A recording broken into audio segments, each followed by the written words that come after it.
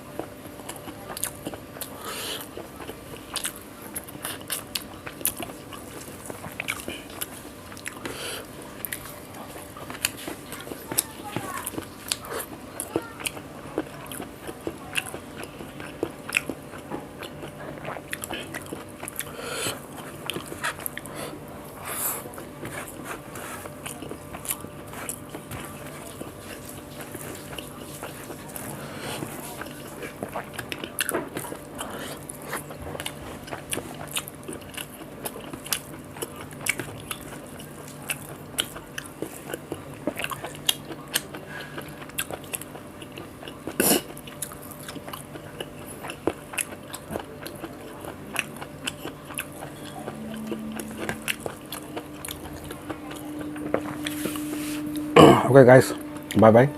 फिर मिलते हैं नए मूव में, सब के लिए bye bye. Please like and comment. Bye bye.